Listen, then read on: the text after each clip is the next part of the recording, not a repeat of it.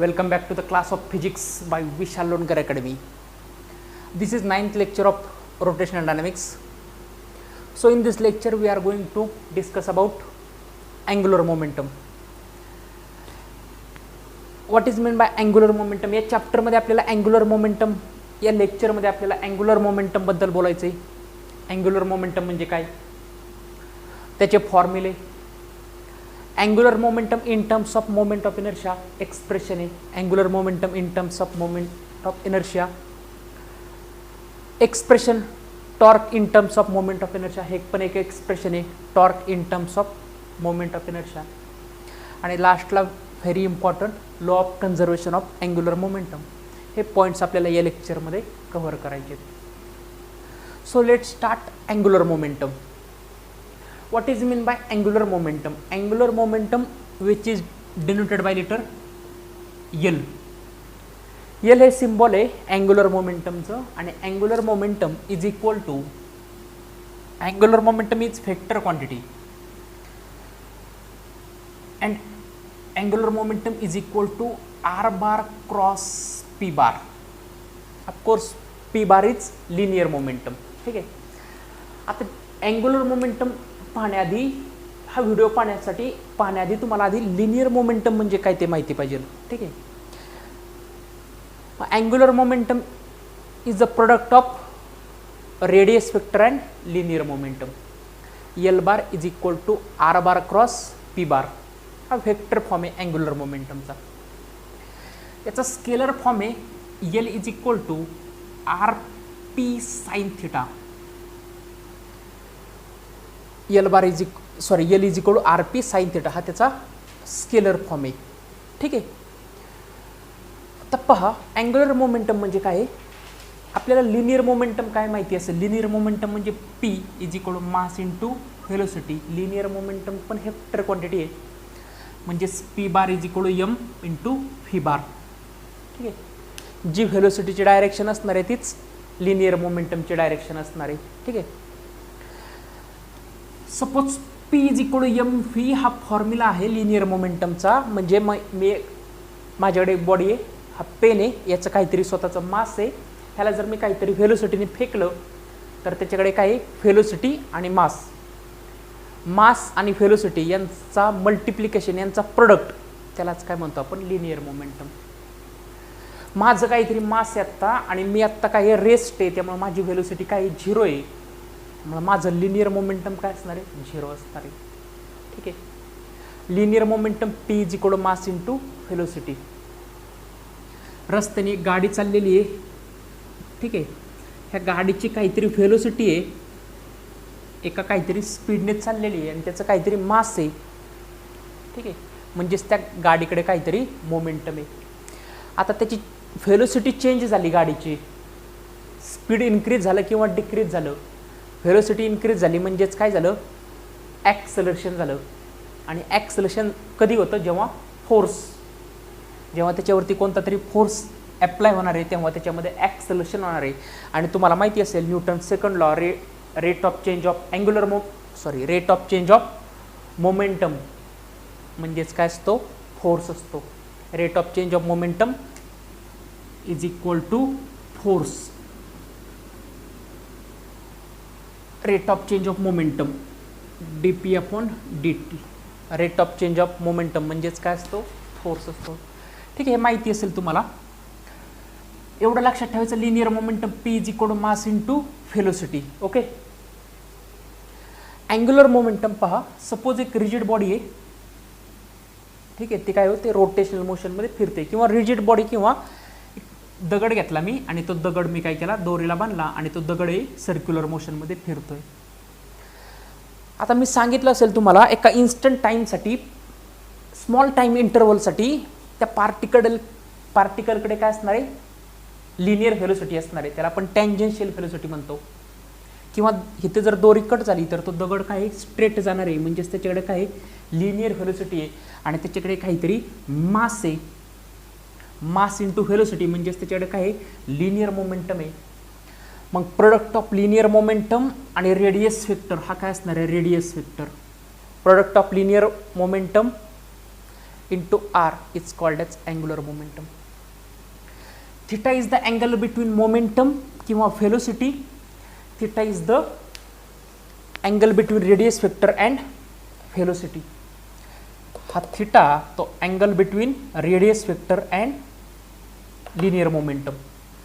And we should know, if the rigid body rotating, then the angle between linear velocity and radius vector तो किती असणार आहे 90 degree.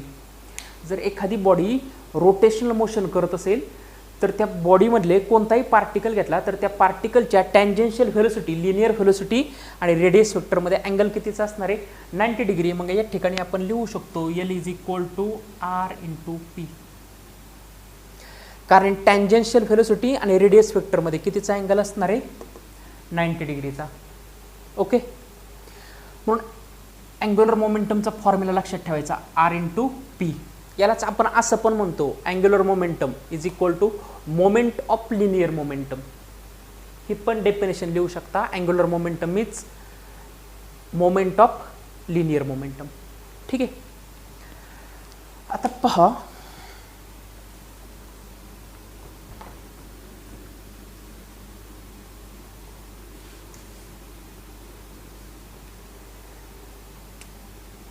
Suppose linear motion. ठीक आहे, linear motion आणि circular किंवा rotational motion. Body असेल तर रोटेशनल मोशन आणि पार्टिकल असेल तर सर्क्युलर मोशन. लिनियर मोशनमध्ये काय असणार आहे डिस्प्लेसमेंट, लिनियर डिस्प्लेसमेंट. रोटेशनल मोशनमध्ये असणार आहे अँग्युलर डिस्प्लेसमेंट. ठीक आहे, linear मोशनमध्ये velocity, rate of change of displacement with respect to time is called as velocity, linear velocity. Rotational मोशनमध्ये असणार आहे अँग्युलर velocity. लिनियर मोशनमध्ये असणार आहे ॲक्सलरेशन, रोटेशनल मोशनमध्ये असणार आहे अँग्युलर ॲक्सलरेशन आणि which is denoted by letter alpha. Linear मोशनमध्ये असणार आहे force. Force is responsible for linear motion. त्याचप्रमाणे रोटेशनल मोशनमध्ये असणार आहे torque. Torque is responsible for rotational motion. Torque हा काय एक प्रकारचा फोर्स आहे, इक्वल इन मॅग्निट्यूड आणि अपोजिट इन डायरेक्शन, माहिती आहे आपल्याला. लिनियर मोशनमध्ये असणारे मास, आणि आपल्याला माहिती आहे जे काम लिनियर मोशनमध्ये मास करणार आहे रोटेशनल मोशनमध्ये तेच काम कोण करणार आहे, moment of inertia which is denoted by letter I. त्याचप्रमाणे लिनियर मोशनमध्ये जर पी लिनियर मोमेंटम तर रोटेशनल मोशनमध्ये काय असणार आहे अँग्युलर मोमेंटम एल. ह्या सगळ्या quantity vector quantity except mass and moment of inertia. आणि ह्यांची डायरेक्शन पण आपण जवळपास कशी काढतो, राईट हँड थंब रूलने काढतो, हे माहिती आहे आपल्याला. आता या ठिकाणी पाहूयात आपण ह्यांच्यामधलं रिलेशन पण पाहूयात. Relation between relation between angular displacement and linear displacement. S is equal to R theta. Relation between linear velocity and angular velocity V is equal to R omega. हे माहिती आहे आपल्याला. Relation between linear acceleration and angular acceleration A is equal to R alpha. Relation between force torque. ठीक आहे, टो is equal to काय लिहितो आपण, tau is equal to R F sin theta. ठीक आहे, माहिती आहे आपल्याला. Tau is equal to R F sine theta आणि vector form R cross F. टॉर्कचा अजून एक एक्सप्रेशन पाहिजे आपल्याला in terms of moment of inertia. आता मी पॉईंट लिहिला होता आपल्याला, torque expression for torque in terms of moment of inertia. मासचा फॉर्म मास आणि रोटेशनल मोशनमध्ये moment of inertia that is I, आणि I is equal to M R square. Sum of product of mass of each particle and square of the perpendicular distance from the axis of rotation. Linear मोशनमध्ये P is equal to mass into velocity आणि rotational मोशनमध्ये angular momentum L is equal to R into P sin theta. पण आपल्याला माहिती आहे rotational मोशनमध्ये प्रत्येक पार्टिकलची टँजेन्शियल व्हेलोसिटी आणि रेडियस वेक्टरमध्ये अँगल असतो 90 डिग्री. त्यामुळं R P sine theta theta 90, त्यामुळे L is equal to R into P. ठीक आहे, आता angular momentum,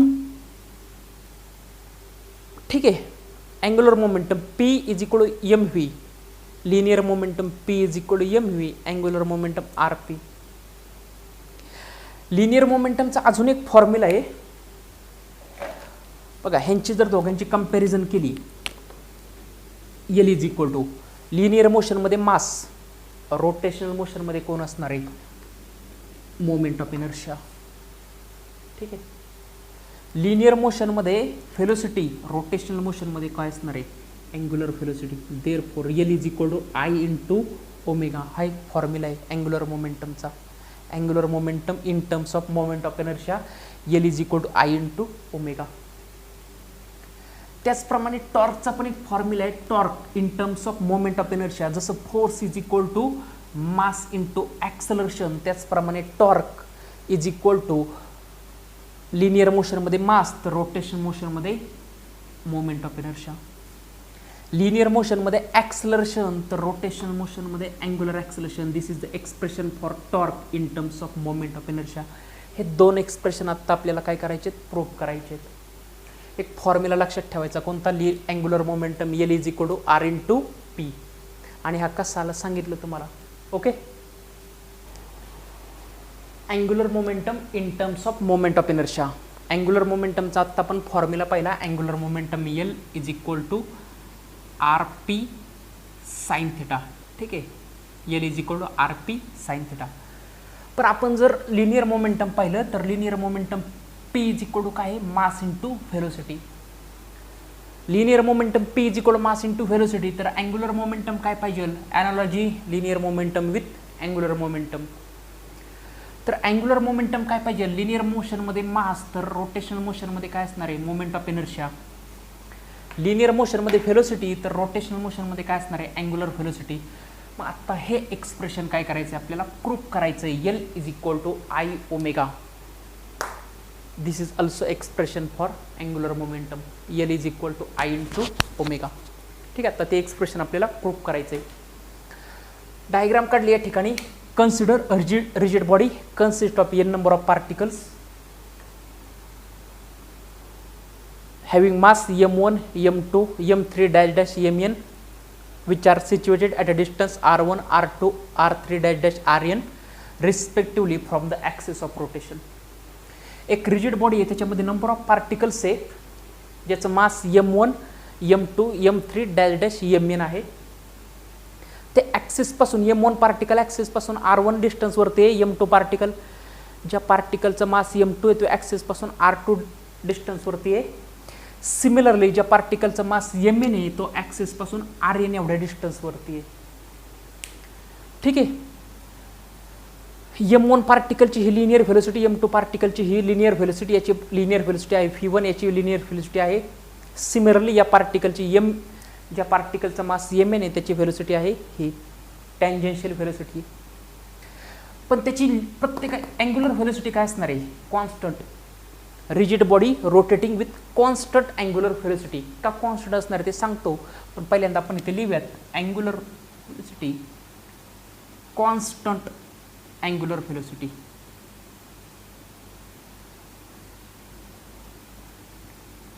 rigid body revolving with constant angular velocity. प्रत्येक पार्टिकलची अँग्युलर व्हेलोसिटी काय असणार आहे, कॉन्स्टंट असणार आहे. का पहा, सपोज ही रिजिड बॉडी आहे, ह्याच्यामध्ये हा ॲक्सिस आहे, या ॲक्सिस भोवती फिरते. या ठिकाणी पार्टिकल आहे ए, तर एने एका टाईममध्ये, इन्स्टंट टाईममध्ये एवढा अँगल क्रिएट केला आणि तो बी या ठिकाणी गेला, तर सेंटरशी एवढा अँगल क्रिएट केला, त्याला आपण नाव दिलं अल्फा. दुसरा एक पार्टिकल आहे सी, एका युनिट टाईममध्ये, इन्स्टंट टाईममध्ये ए या पार्टिकलने एवढा अल्फा अँगल क्रिएट केला सेंटरशी, तर सी पण तेवढ्याच टाईममध्ये सेंटरशी किती अँगल क्रिएट करणार आहे, अल्फाचं. हे इमॅजिन करायचं आपण. ठीक आहे, जर सपोज ही रिजिड बॉडी असेल, या ठिकाणी एक पार्टिकल आहे, तर त्यांनी इन्स्टंट टाईममध्ये एवढा अँगल क्रिएट केला. ठीक आहे, एवढा अँगल क्रिएट केला, तर त्याच टाईममध्ये दुसरा पार्टिकल पण सेंटरशी काय आहे, तेवढाच अँगल काय करणार आहे, इक्वल अँगल क्रिएट करणार आहे. म्हणून प्रत्येक पार्टिकलची अँग्युलर व्हेलोसिटी काय असणार आहे, कॉन्स्टंट असणार आहे. अँग्युलर व्हेलोसिटी जरी कॉन्स्टंट असली तरी प्रत्येकाची लिनियर व्हेलोसिटी डिफरंट असणार आहे, कारण relation between linear velocity and angular velocity v is equal to काय आहे, आर ओमेगा. प्रत्येक पार्टिकलसाठी आर डिफरंट असणार आहे, कारण प्रत्येक पार्टिकल ॲक्सिसपासून इक्वल डिस्टन्सवरती नसणार आहे. ओके, मग जरी प्रत्येक पार्टिकलची अँग्युलर व्हेलोसिटी कॉन्स्टंट असली तरी लिनियर व्हेलोसिटी प्रत्येक पार्टिकलसाठी काय असणार आहे, डिफरंट असणार आहे. आता एक्सप्रेशन पाहूयात आपण. पहिल्यांदा आपण त्यांची लिनियर व्हेलोसिटी काढूयात. Linear velocity of particle of mass m1. ज्या पार्टिकलचं मास m1 आहे त्याची लिनियर व्हेलोसिटी काय असणार आहे, v1 is equal to r1 omega. ज्या पार्टिकलचं मास m1 आहे त्याची लिनियर व्हेलोसिटी काय असणार आहे, v1 is equal to r1 into omega. Relation between linear velocity आणि angular velocity v is equal to r omega. तर या पार्टिकलसाठी v1 काय असणार आहे, r1 into omega. Similarly linear velocity of particle of mass m2. ज्या पार्टिकलचा मास m2 आहे त्याची लिनियर व्हेलोसिटी काय असणार आहे, v2 is equal to r2 omega. Okay, similarly third नंबरच्या पार्टिकलसाठी v3 is equal to r3 omega. Fourth पार्टिकलसाठी डॅश डॅश एन पार्टिकलसाठी काय असणार आहे, सिमिलरली डॅश डॅश एन पार्टिकलसाठी linear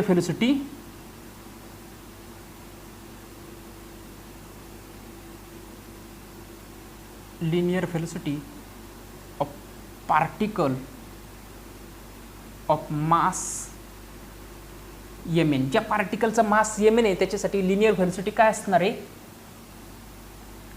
Vn is equal to Rn omega. Okay, ह्याला expression number देऊ शकता 1 2 जे काय असेल ते. आता ह्या पार्टिकल ज्याचं मास m1 आहे त्याच्याकडे लिनियर व्हेलोसिटी आहे आणि मास पण आहे त्याचं काहीतरी, म्हणजे त्याच्याकडे काय आहे, मोमेंटम आहे. कोणतं मोमेंटम, लिनियर मोमेंटम. कारण लिनियर मोमेंटमचा फॉर्म्युला माहिती आहे आपल्याला, मास into velocity.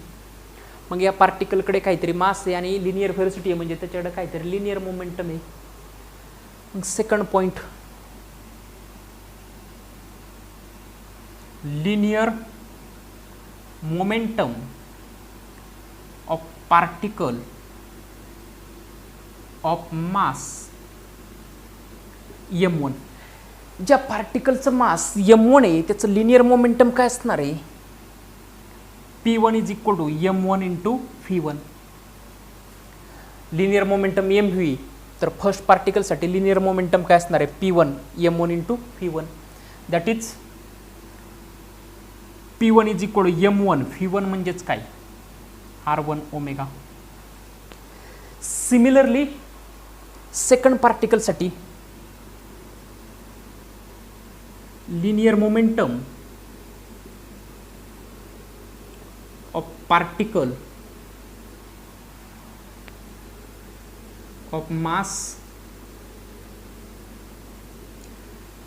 Linear momentum of particle of mass m2. ज्या पार्टिकलचं मास m2 आहे त्याच्यासाठी लिनियर मोमेंटम काय असणार आहे, p2 is equal to m2 into v2. That is p2 is equal to m2 आणि v2 आपण फाइंड केला आहे r2 omega. Okay, similarly third पार्टिकलसाठी लिनियर मोमेंटम फाइंड करायचं, फोर्थ पार्टिकलसाठी आणि लास्टला n नंबरच्या पार्टिकलसाठी.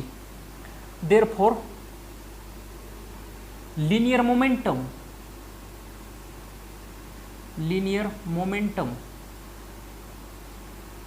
Of particle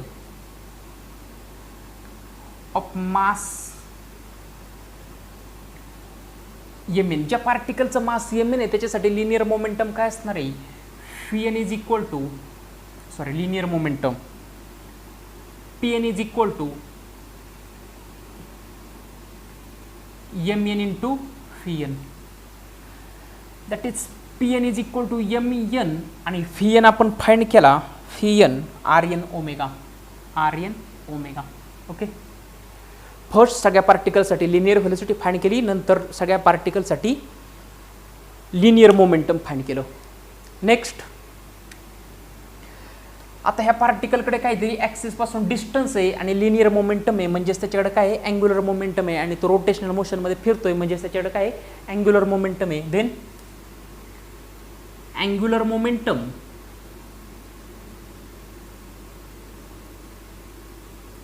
of particle of mass m1, ज्या पार्टिकलचं मास m1 आहे त्याच्यासाठी अँग्युलर मोमेंटम काय असणार आहे L1 is equal to angular momentum म्हणजेच काय RP1 साइन थिटा. अँग्युलर मोमेंटमचा फॉर्म्युला काय L is equal RP sine theta. तर m1 पार्टिकल एवढं m1 हे मास असलेल्या पार्टिकलचं अँग्युलर मोमेंटम काय असणार आहे R1, त्याचं momentum P1 into sine theta. पण आपल्याला माहिती आहे P1 मोमेंटम आणि R अँगल किती 90 डिग्री असणार आहे, किंवा व्हेलोसिटी आणि रेडियस वेक्टरमध्ये अँगल किती असणार आहे 90 डिग्री. मग आपण या ठिकाणी लिहू शकतो theta is equal to 90, that is L1 is equal to R1 into P1, that is L1 is equal to R1 आणि P1 आपण फाइंड केला आहे M1 R1 omega R1 square, that is L1 is equal to M1 R1 square omega. Similarly second पार्टिकलसाठी similarly angular momentum of particle of mass M2 काय असणार आहे आता direct लिहितो मी L2 is equal to M2 R2 square omega. ठीक आहे. Similarly angular momentum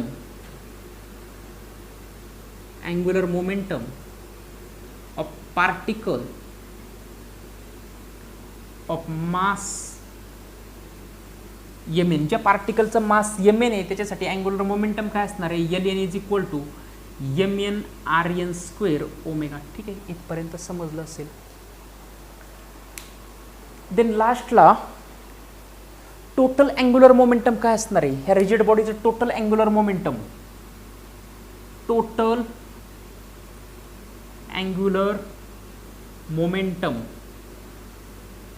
that is L is equal to L1 plus L2 plus dash dash Ln.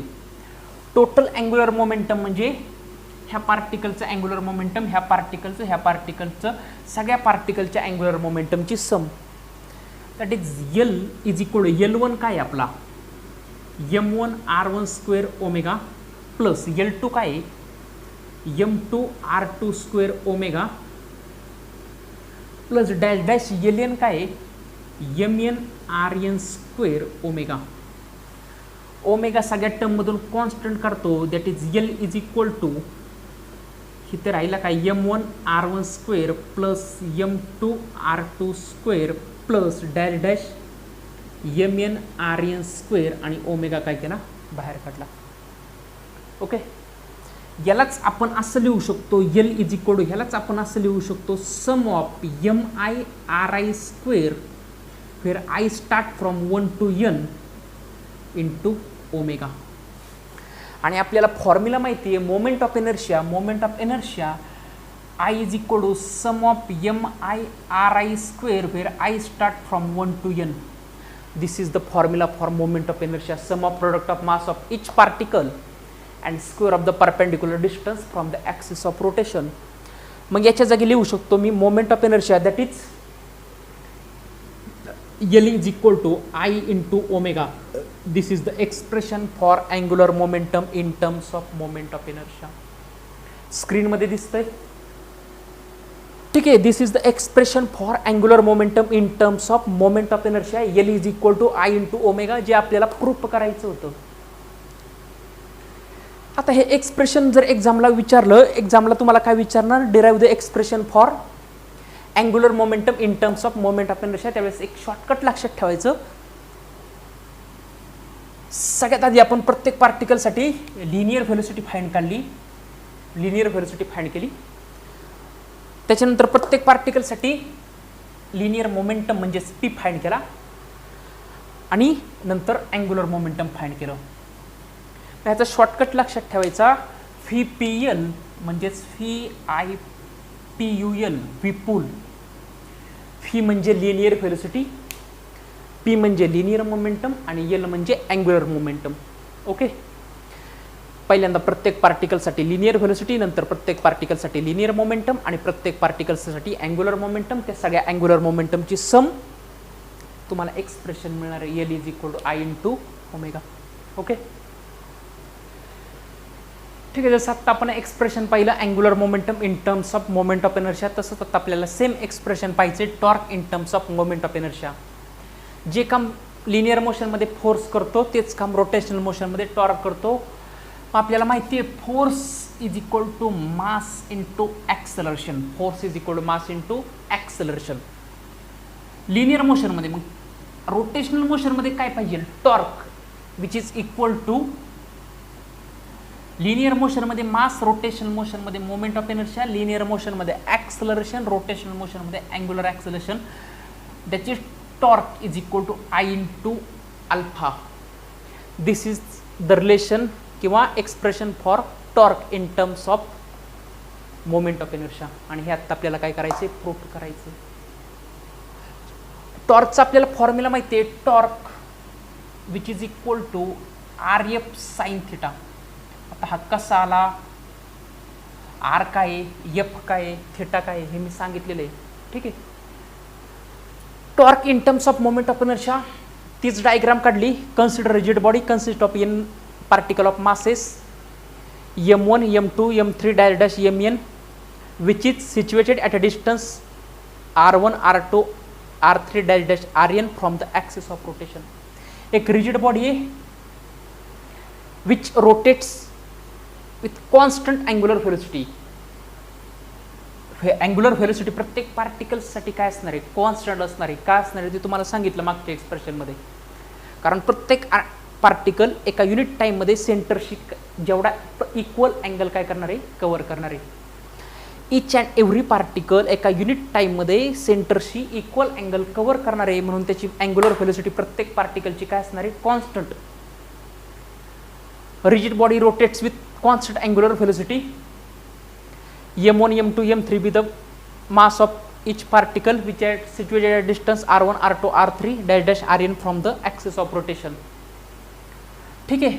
लिहूयात आपण omega is equal to constant angular velocity, constant angular velocity. ठीक आहे. F1, F2 हे काय, force, tangential force. ठीक आहे. Late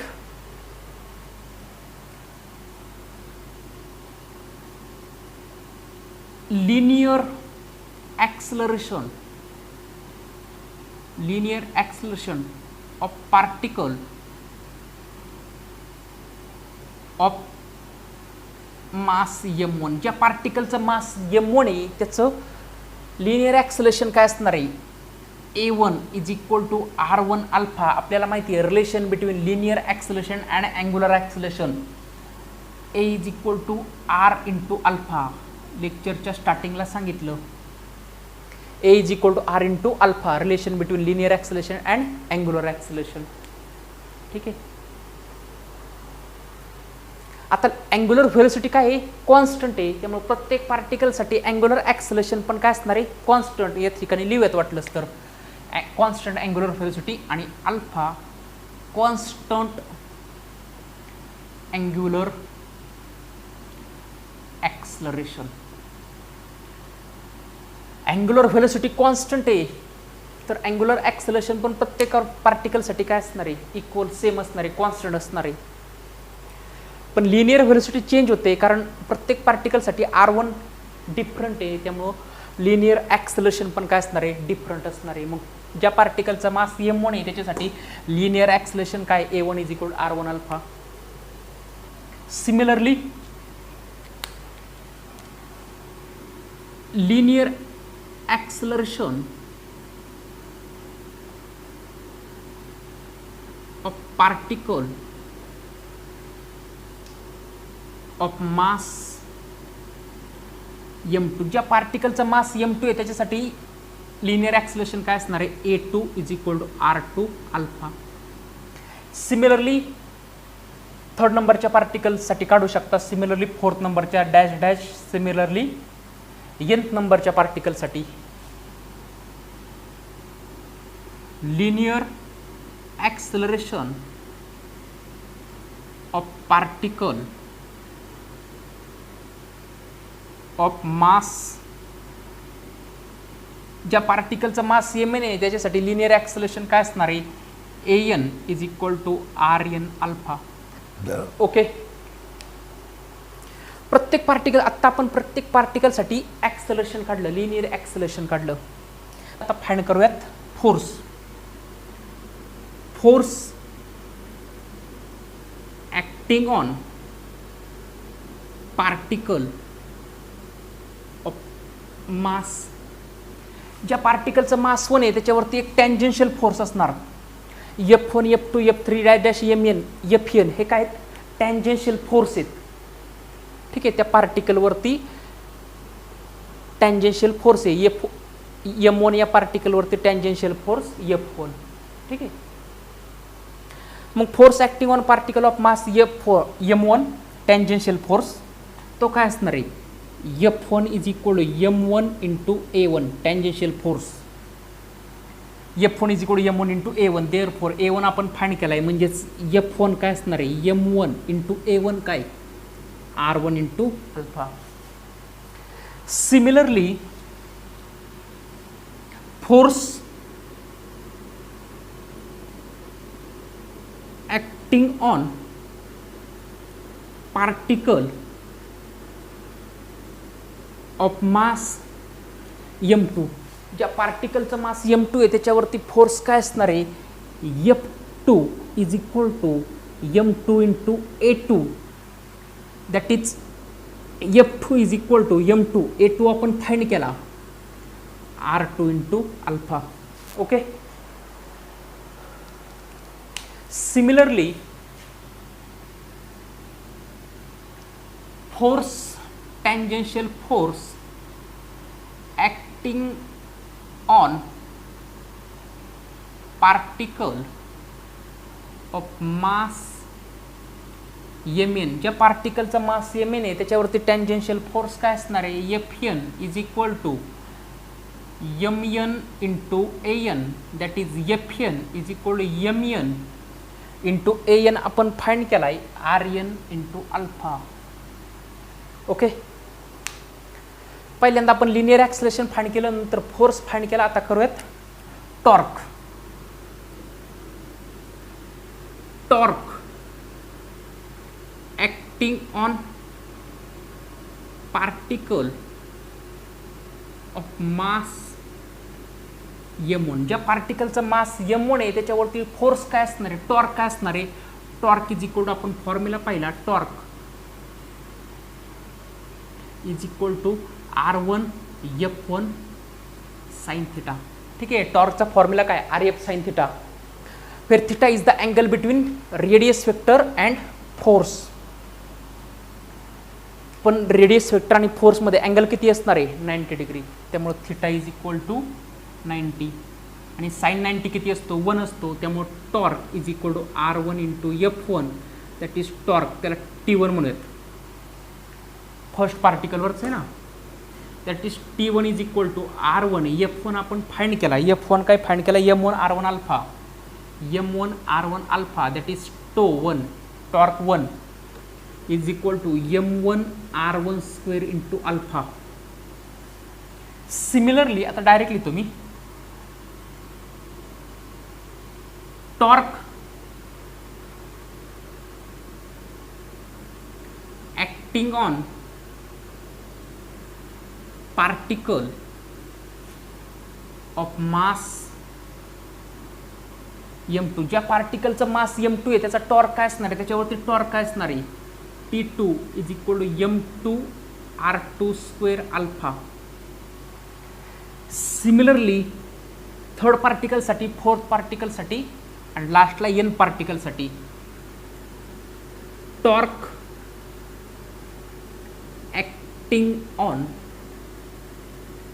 particle of mass mn, ज्या पार्टिकलचं मास mn आहे त्याच्यावरती टॉर्क काय असणार आहे, Tn is equal to mn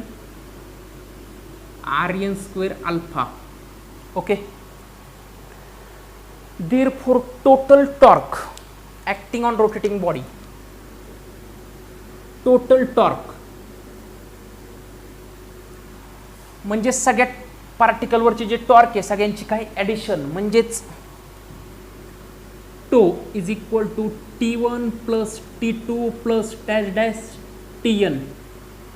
that is tau is equal to T1 काय आहे m1 r1 square alpha plus T2 m2 r2 square alpha plus dash dash mn rn square alpha.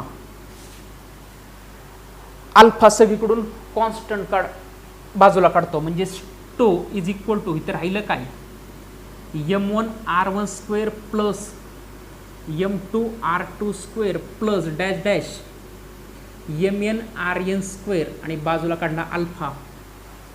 ह्यालाच मी असं लिहू शकतो टॉर्क इज इक्वल टू, ह्यालाच मी असं लिहू शकतो sum of mi ri square where I start from 1 to n into alpha. आणि you should know sum of product of mass of each particle and square of the perpendicular distance from the axis of rotation. हा काय आहे moment of inertia. म्हणून torque is equal to I into alpha. This is the expression for torque in terms of moment of inertia. ठीक आहे, लास्टची line दिसते का,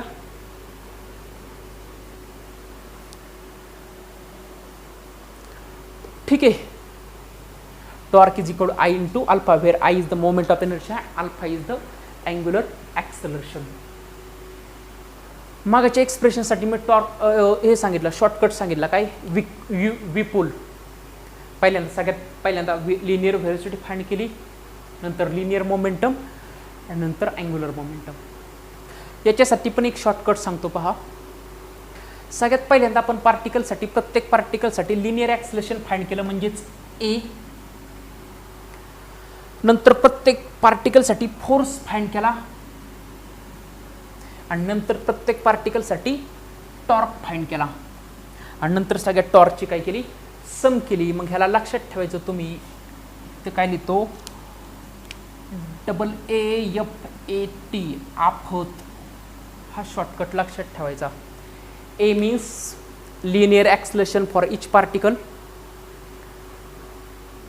F means linear force for each particle and T means torque for each particle. नंतर सगळ्या टॉर्क्सची काय करायची सम करायची, तुम्हाला एक्सप्रेशन भेटणार torque is equal to I into alpha.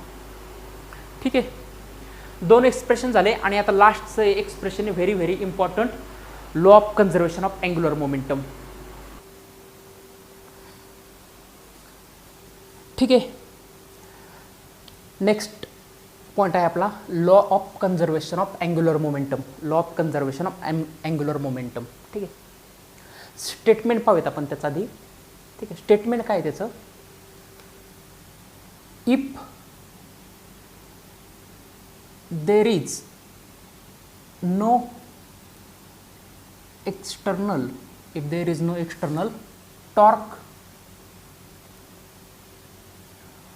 On a rotating body, on a rotating body, then there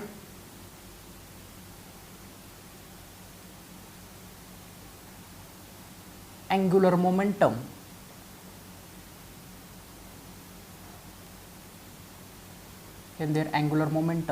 is conserved. Conserve किंवा त्याला म्हणू शकतो आपण कॉन्स्टंट. जर एखादी बॉडी रोटेट होत असेल तर त्याच्यावरती कोणताही एक्सटर्नल टॉर्क नसेल तर त्या बॉडीचं अँग्युलर मोमेंटम काय राहणार आहे कॉन्स्टंट, कॉन्झर्व. ठीक आहे, angular momentum L is equal to आपण पाहिलं angular momentum L is equal to in terms of moment of inertia. I into omega. ठीक आहे, एखादी जर बॉडी रोटेट होत असेल तर त्याच्याकडे अँग्युलर मोमेंटम किती असणार आहे, I into omega, where I is the moment of inertia आणि ओमेगा म्हणजे अँग्युलर व्हेलोसिटी. आणि I moment of inertia is equal to M R square. ठीक आहे, I is equal to M R square. आता angular मोमेंटमच्या आधी एक point पाहिला होता, अँग्युलर लास्ट इयरला linear momentum. Linear momentum which is denoted by letter P. P is equal to mv. Linear momentum P is equal to mv. 11ला पण आपण एक हे पाहिली होती, principle of conservation of linear momentum. Principle of conservation of linear momentum. If there is no external force acting on a body then their linear momentum is conserve. ठीक आहे, हे principle of conservation of linear momentum 11ला आपण पाहिलं होतं. एखादी body जर मोशनमध्ये असेल, लिनियर मोशनमध्ये, जर त्याच्यावरती कोणताही एक्सटर्नल फोर्स नसेल तर त्याचं लिनियर मोमेंटम काय राहणार आहे, कॉन्स्टंट. म्हणजे हा पेन जर मी फेकला तर त्याच्या कायमध्ये काहीतरी मोमेंटम असणार आहे, मास इंटू व्हेलोसिटी. पण त्याच्यावरती जर कोणताही फोर्स लागला नाही, एक्सटर्नल फोर्स, तर तो मोमेंटम काय राहणार आहे, कॉन्स्टंट. ओके, मग त्याचे आपण एक्झाम्पल पण भरपूर पाहिले होते. सपोज दोन कार आहेत. ठीक आहे, एक ह्या साईडने येते, एक ह्या साईडने येते.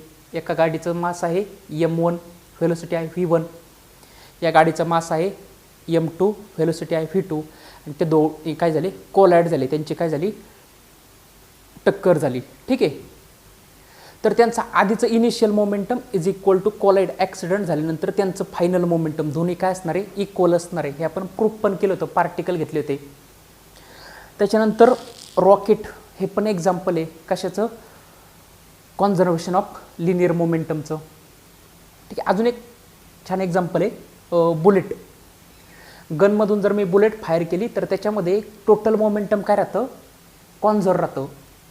कसं पहा, सपोज ही गन आहे, गनचं मास आहे m. ठीक आहे, आणि आत्ता व्हेलोसिटी किती आहे, 0. व्हेलोसिटी 0 आहे, त्यामुळे त्याचं मोमेंटम काय असणार आहे, इनिशियल मोमेंटम, त्याला आपण PI म्हणूयात, 0. आता बुलेटमधून, ह्या गनमधून बुलेट काय केली, फायर केली. ही गन पावडर आहे. ठीक आहे, गन पावडर आहे. गन पावडर ब्लास्ट झाल्यामुळं हे बुलेट काय होणार आहे, पुढे जाणार आहे. ठीक आहे, बुलेट स्पीडने काय होणार आहे, पुढे जाणार आहे. सपोज ह्या बुलेटचं मास आहे m1 आणि व्हेलोसिटी आहे v1. आता बुलेट जर आपण फायर केली गनमधून तर बुलेट ज्या स्पीडने पुढे जाते, हाताला आपल्याला काय बसतो, काहीतरी दणका बसतो. ठीक आहे, तू कधी केली असेल तुम्ही फायर तर माहिती असेल तुम्हाला. ठीक आहे, हाताला दणका बसतो आणि गन काय होते, आपला हात मागे येतो काहीतरी व्हेलोसिटीने. ठीक आहे, गन बुलेट गेली, त्याचं स्पीड आहे, मास आहे m1, व्हेलोसिटी आहे v1. सपोज गनचं मास आहे m2 आणि गन ज्या स्पीडने रिव्हर्स आली त्याचं स्पीड आहे v2. आधी एक ही पूर्ण सिस्टीम घेतली, ह्याचं मास होतं m, व्हेलोसिटी 0, म्हणून त्याचं इनिशियल मोमेंटम काय झालं, 0. ठीक आहे, फायनल मोमेंटम गन फायर केल्यानंतर, ठीक आहे, व्हेलोसिटीची डायरेक्शन स्ट्रेट, पण गन कशी येणार आहे, रिव्हर्स डायरेक्शननी. व्हेलोसिटी गनची डायरेक्शन आणि बुलेटची डायरेक्शन काय झाली, अपोजिट झाली. ठीक आहे, फायनल मोमेंटम, आता ह्याच्यामध्ये कोणताही एक्सटर्नल फोर्स नाही आहे. ब्लास्ट हा काही इंटरनल फोर्स आहे, कोणताही एक्सटर्नल फोर्स नाही आहे ह्याच्यामध्ये. ह्याच्यामध्ये कोणताही एक्सटर्नल फोर्स अप्लाय झालेला नाही आहे. त्यामुळं इनिशियल मोमेंटम आणि फायनल मोमेंटम दोन्ही काय असणार आहे, इक्वल असणार आहे. फायनल मोमेंटम काय असणार आहे, m1 v1, बुलेटचं मोमेंटम प्लस गनचं मोमेंटम ज्या स्पीडने ती मागे आली, m2 into v2 is equal to, ते पण काय असणार आहे, 0 असणार आहे. म्हणजेच P initial is equal to P final.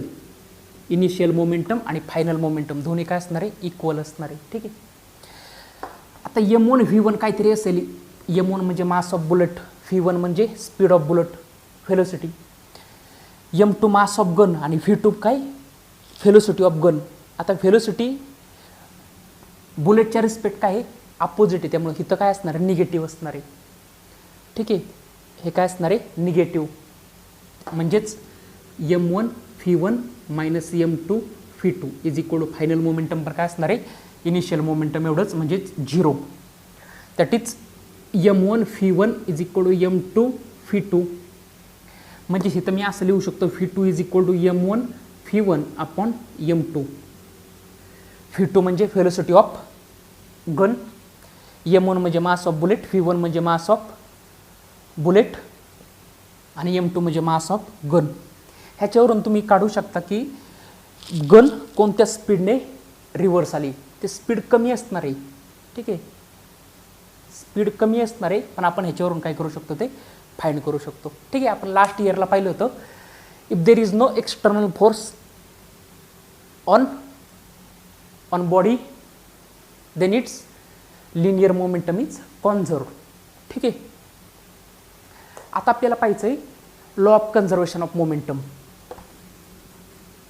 Law of conservation of momentum काय सांगतो if there is no external torque on a rotating body then their angular momentum is total angular momentum is conserve. ठीक आहे, म्हणजे एखादी जर body rotate होत असेल त्याच्यावरती जर कोणताही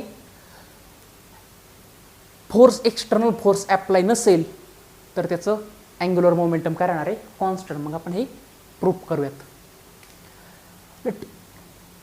angular momentum L is equal to काय असतो R bar cross F bar माहिती आहे आपल्याला, sorry L is equal to R bar cross P bar moment of linear momentum. ठीक आहे, हे माहिती आहे आपल्याला.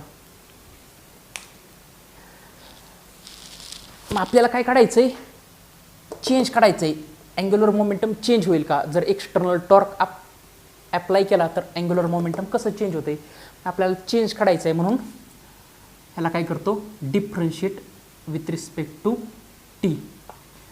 then we get dl upon dt. Left hand साईडला डिफरन्शिएट केलं, राईट हँड साईडला पण म्हणजेच d upon dt into R bar cross P bar. इथं डेरिव्हेटिव्हचा यू ही रूल वापरणार. यू ही रूल माहिती आहे आपल्याला, derivative of U into phi is equal U बाजूला ठेवतो फीचा डेरिव्हेटिव्ह प्लस फी बाजूला ठेवला यूचा डेरिव्हेटिव्ह. ठीक आहे, हा रूल माहिती आहे आपल्याला यू व्ही रूल.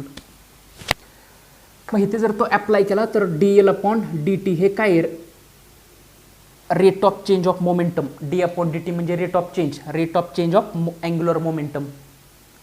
यू हिचा रूल वापरला, आर बाजूला ठेवला, rate of change of momentum plus P बाजूला ठेवला, rate of change of R म्हणजे काय पोझिशन वेक्टर. आता आर म्हणजे काय एक डिस्टन्स आहे ॲक्सेसपासून त्या पार्टिकलचं, म्हणजे हे काय डिस्टन्स एक प्रकारचं डिस्प्लेसमेंट आहे. मग rate of change of displacement with respect to time it's called as velocity. मग हेच मी असं लिहू शकतो R bar cross D P bar upon D T plus P bar cross rate of change of displacement with respect to time म्हणजेच velocity.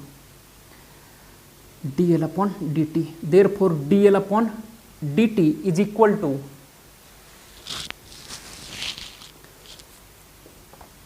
R bar cross D P bar upon D T. P म्हणजेच काय मास into velocity. ठीक आहे, माहिती आहे आपल्याला. मग मास into velocity cross velocity vector हा पण वेक्टर आहे आणि आपल्याला माहिती आहे दोन वेक्टर प्रोडक्ट असतील तर त्याचा क्रॉस प्रोडक्ट काय येतो 0. म्हणजेच phi bar cross phi bar is equal to 0 हे माहिती आहे आपल्याला. दोन वेक्टर प्रोडक्टचा क्रॉस प्रोडक्ट 0 असतो. मग इथे आपल्याला मिळणार D L upon D T is equal R bar. हे काय आहे momentum, rate of change of momentum with respect to time. Rate of change of momentum D upon D T म्हणजे rate of change of momentum म्हणजेच force. हे माहिती आहे Newton second law. Rate of change of momentum is equal to force. Therefore D L upon D T आणि R bar cross F bar म्हणजेच काय torque. R bar cross F bar म्हणजेच torque. If tau is equal to 0 torque is equal to 0 then D L upon D T which is also equal to 0. Torque 0 तर rate of change of momentum काय असणार आहे 0. म्हणजेच angular momentum काय असणार आहे constant. जर कोणत्याही एखादी बॉडी रोटेट होत असेल जर त्याच्यावरती जर एक्सटर्नल टॉर्क 0 असेल तर यल काय असणार आहे कॉन्स्टंट. म्हणजेच rate of change of momentum काय असणार आहे 0. म्हणजेच अँग्युलर मोमेंटम काय असणार आहे कॉन्स्टंट. आणि हेच आपला काय law of conservation of angular momentum. एखादी बॉडी जर रोटेट होत असेल तर त्याच्यावरती कोणताही एक्सटर्नल टॉर्क नसेल तर त्या बॉडीचं अँग्युलर मोमेंटम काय असणार आहे कॉन्स्टंट. ठीक आहे. जेच L is equal to I omega काय असणार आहे कॉन्स्टंट. आय म्हणजे मोमेंट ऑफ इनर्शिया, ओमेगा म्हणजे अँग्युलर व्हेलोसिटी.